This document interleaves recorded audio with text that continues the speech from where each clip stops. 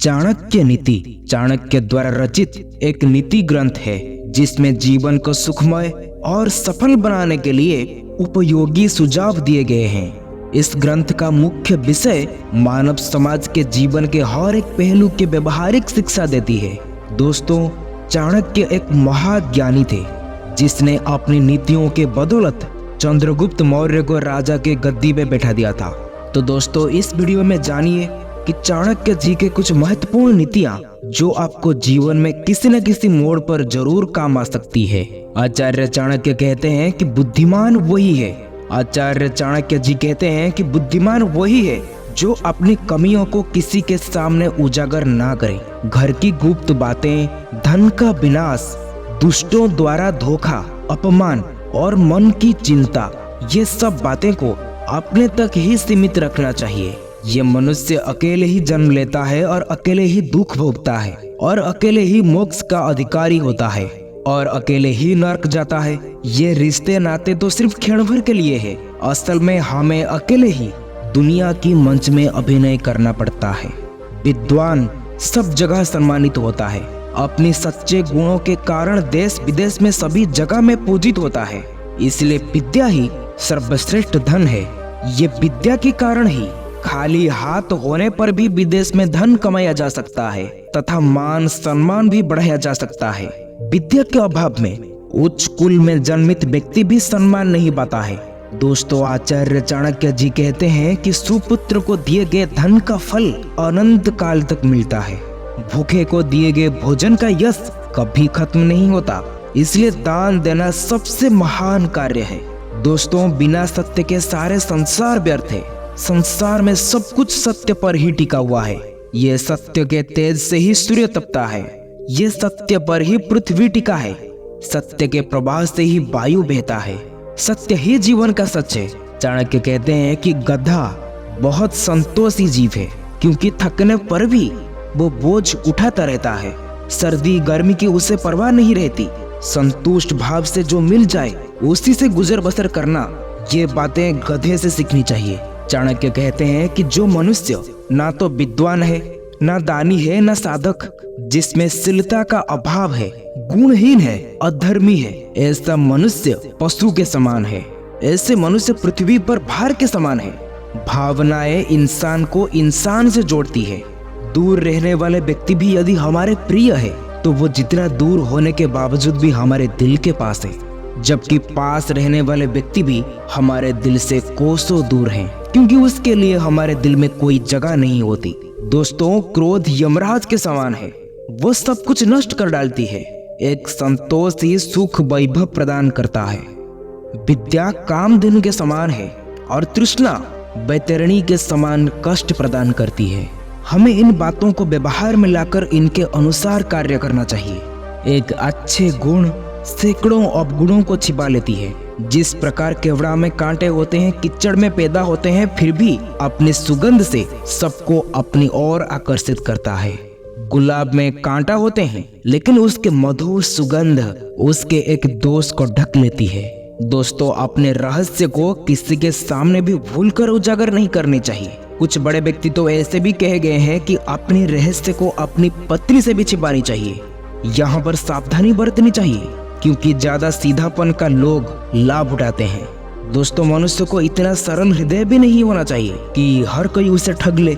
इसलिए आचार्य चाणक्य जी कहते हैं कि जंगल में सीधे खड़े वृक्ष को ही काट दिया जाता है और टेढ़े मेढ़े वृक्ष बड़े शान से सीना ताने खड़े रहते हैं। सुख सदैव किसी को नहीं मिलता है। दुनिया में ऐसा कोई प्राणी नहीं है जो कभी बीमार नहीं होता। कोई कुल निष्कलंक नहीं होता। कोई नाम कोई दोष निकल ही जाता है। इसलिए हमें परिस्थिति के अनुसार ही आचरण करना चाहिए।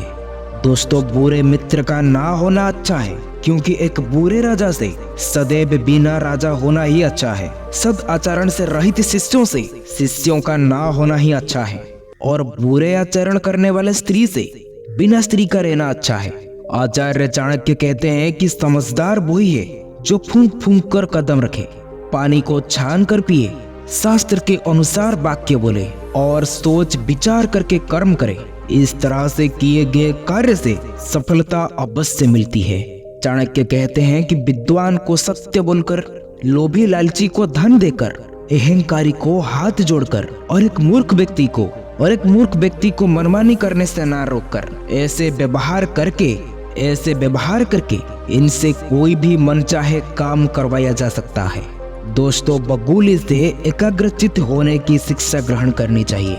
जिस प्रकार बगुला अपने समस्त क्रियाओं को त्याग कर एकाग्रचित्त होकर अपने शिकार को ध्यान करता है, उसी प्रकार व्यक्ति अपने गोल्स पर फोकस करना चाहिए। मूर्ख लोगों का हृदय सुना रहता है, पुत्र रहित घर सुना रहता है, लेकिन गरीब का घर इनसे कहीं अधिक सुना रहता है। और आदमी को परिश्रम करके इस पर विजय पानी चाहिए। दुर्जन को साहस से, बलवान को अनुकूल व्यवहार से और समान शक्तिशाली को नम्रता से अथवा अपनी ताकत से बस में करना चाहिए। आचार्य चाणक्य कहते हैं कि अतिथि का सत्कार न करने वाला, थके हारे को आश्रय न देने वाला और दूसरे की हिस्सा हड़प करने वाला, ये सब लोग महापापी होते हैं। दोस्तों, जो व्यक्ति सभी प्राणियों के प्रति समान भाव रखता है, दूसरों के धन को मिट्टी के समान समझता है और पराई स्त्री को माता के समान देखता है, वही विद्वान और ब्राह्मण है। दोस्तों, सिद्ध औषधि का मर्म, गुप्त बात, घर के भेद, अपमान की बात, इन सब को गुप्त रखना ही हितकारी होता है।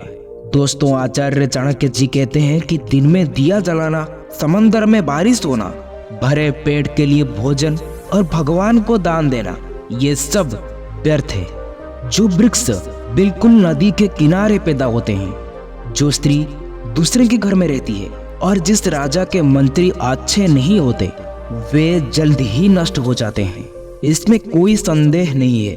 नदी के किनारे का वृक्ष का जीवन कितना दिन का हो सकता है, ये कोई नहीं कह सकता, क्योंकि बाढ़ तथा तूफान के समय नदियां अपने किनारे के पेड़ों को क्या, अपने आसपास की फसलों और बस्तियों को भी उजाड़ देती है। इसी प्रकार दूसरे के घर में रहने वाले स्त्री कब तक अपने आप को बचा सकती है। इस प्रकार जिस राजा के पास सलाह देने वाले मंत्री ही सही नहीं है, वो कब तक अपने राज्य की रक्षा कर सकता है। अर्थात ये निश्चय पूर्वक जल्द ही नष्ट हो जाते हैं। दोस्तों, मनुष्य के व्यवहार से उसके कुल का पता चलता है। मनुष्य के बोलचाल से इस बात का पता चलता है कि वो कहाँ का रहने वाला है। वो जिस प्रकार का मान सम्मान किसी को देता है, उससे उसका प्रेम प्रकट होता है और उसके शरीर को देखकर उसके भोजन का मात्रा का अनुमान किया जा सकता है। दोस्तों, आचार्य चाणक्य जी यहाँ समझाते हैं, मनुष्य जिस प्रकार का व्यवहार करता है, उससे उसके कुल का ज्ञान भली प्रकार हो जाती है। इसी प्रकार मनुष्य के भाषा और बोलचाल से उसके देश, प्रदेश अथवा रहने वाले स्थान का पता चल जाता है। मनुष्य जिस प्रकार किसी के प्रति अपना आदर प्रकट करता है, इससे यह स्पष्ट हो जाता है कि उसका स्वभाव कैसा है। इसी प्रकार उसके शरीर के बनावट को देखकर उसके खाने का मात्रा का अनुमान लगाया जा सकता है। बनावट और उसका व्यवहार किसी भी मनुष्य के मन के स्थिति को पूरी तरह से बना देती है, लेकिन इसके लिए अनुभव बहुत आवश्यक है। कोयल के सौंदर्य उसके स्वर में है, उसकी मीठी आवाज में है। मित्रों का सौंदर्य उनका पवित्रता होता है। कुरूप लोगों का सौंदर्य उनका विद्यावान होने में है और तपस्वियों की सुंदरता उनकी धनवान होने में है। अर्थ यह है कि व्यक्ति का सौंदर्य उसके रूप में नहीं, गुणों में छिपा रहता है। चाणक्य यहाँ पर समझाते हैं कि जिस प्रकार कोयल और कौवा दोनों काले होते हैं, परंतु कोयल की मीठी कूक सभी को पसंद होती है, यही मीठा स्वर उसका सौंदर्य है। इसी प्रकार वही स्त्रियां सुंदर मानी जाती है जो अंदर से पवित्रता होते हैं। अर्थात स्त्री का सौंदर्य उसका पतिव्रता धर्म है। समाज में भी पतिपरायण स्त्री को भी सम्मान प्राप्त होती है, उसी की लोगों के द्वारा सराहना की जाती है। शरीर से कुरूप व्यक्ति भी विद्या के कारण आदर का पात्र हो जाते हैं। जिस प्रकार सत्यवती पुत्र व्यास तप करने वाले व्यक्ति की शोभा उसकी क्षमाशाली के कारण होती है, महर्षि भृगु ने क्षमा करने की विशेषता के कारण ही श्री विष्णु को देवताओं में सर्वश्रेष्ठ घोषित किया था। दुख देने वाले, हृदय को जलाने वाले बहुत सी पुत्रों के उत्पन्न होने से क्या लाभ। अपने कुल को सहारा देने वाला एक ही पुत्र श्रेष्ठ होता है, जिसके आश्रय में पूरा कुल सुख भोगता है। ऐसे बहुत सी पुत्रों से कोई लाभ नहीं, जिनके कार्यों से परिवार को शोक का सामना करना पड़े, हृदय को दुख पहुंचे। ऐसे बहुत सी पुत्रों की अपेक्षा परिवार के सहारा देने वाला एक ही पुत्र अधिक उपयोगी होता है, जिसके कारण परिवार को सुख प्राप्त होता है। दोस्तों, अपना कीमती समय देने के लिए धन्यवाद। आज के लिए इतना ही। वीडियो अच्छा लगा हो तो शेयर, सब्सक्राइब, लाइक जरूर करें। फिर मिलेंगे अगले वीडियो में। तब तक के लिए आप खुश रहें, सबको खुश रखें। जय भारत।